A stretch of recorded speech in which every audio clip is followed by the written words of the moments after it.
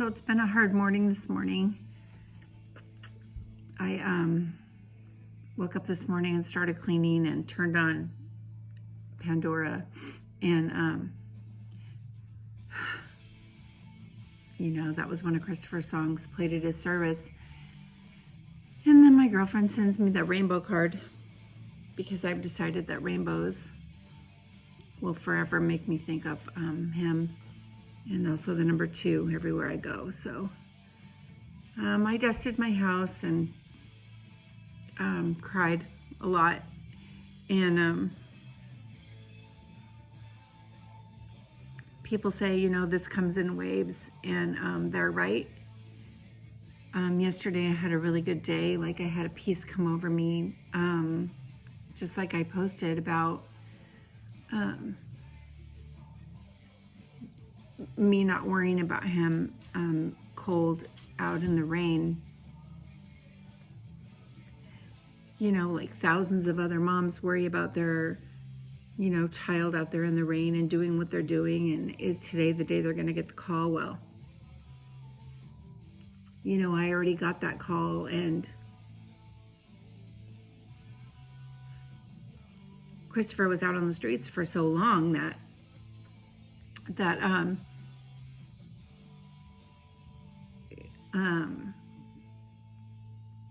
you know, it wasn't until like the 3rd month in that 3.5 months that I actually stopped like panicking, thinking that I needed to go look for him. You know, even though obviously you saw in the video earlier that he's here, like I brought him home, you know, his ashes anyway. I mean, I know he's in heaven, and I know he's healthy, and I know these things, like I know them, but the human side of me, like the human part of me, I try to stay really strong for all the people that I know that are still fighting and that are still going through it, because it's, unless you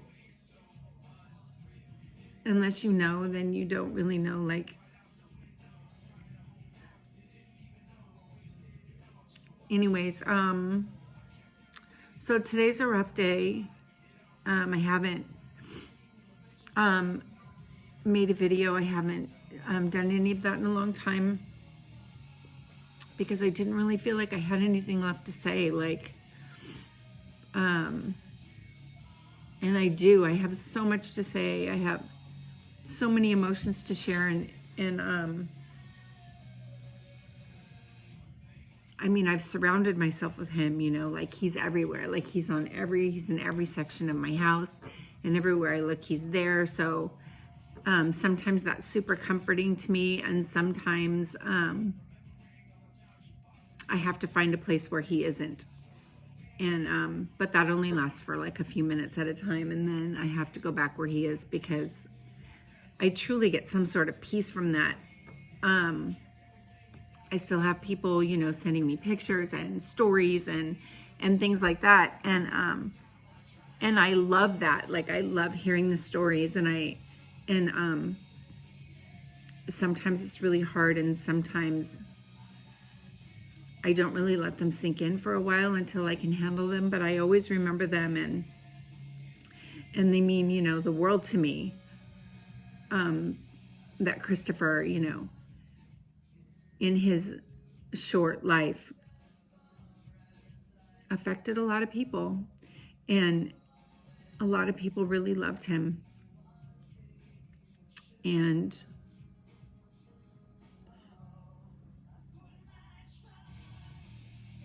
at the end of the day, he was my baby. And most of you all have babies that are like under 10, and Christopher was 32, 1 month and 1 day, and he was still my baby. It's funny, you know, the stock markets are doing what they're doing, and yesterday they said they had the largest fall since 1987.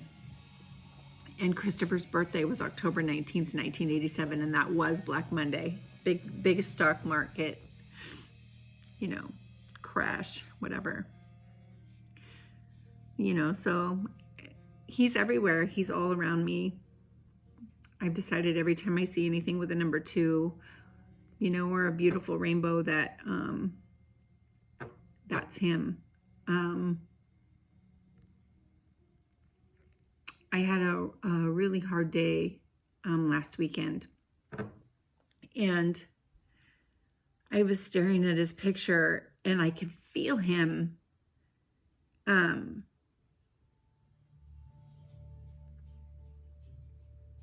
loving on me for the first time. And anyone who knows me knows that it's really bothered me that he hasn't like come to me. You know what I mean? Like any kind of feeling or whatever. So I made the decision that 2s or rainbows or whatever, that would be what makes me think of him. And I think it was Sunday that that I felt him. I heard him talking to me. I was really upset about something, and I heard him like yelling about it. You know, don't let that upset you, Mom. You know, they're just being stupid. Don't let that upset you. You know, I love you. And it was really comforting. And I sat there and I cried for a long time. And it was kind of happy crying because I felt him. Anyways, I woke up this morning to one of those songs, and that was a lot. And then, you know, my girlfriend Paula sent me the card about the rainbows, and I'm worried about, you know, just people in general right now. So of course that makes me think of, you know, all the homeless people out there and all the, you know, addicts out there, and they're really like weak and really susceptible to this virus, and it just goes so far beyond that. But anyway, I just felt like I wanted to come on and share.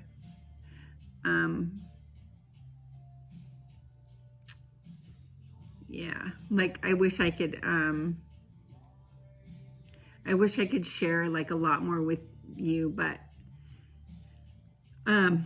you know, like videos and whatnot, but because of the music in the background, you know, they'll just delete it anyway. So anyway,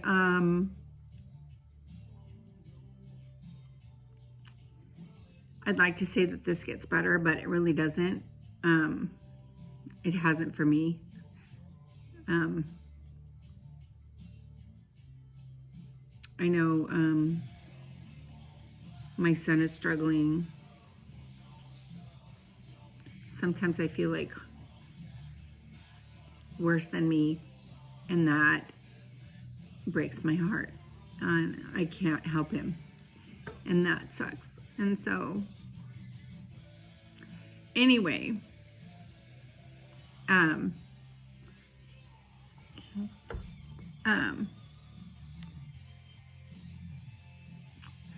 grief sucks, and it just does.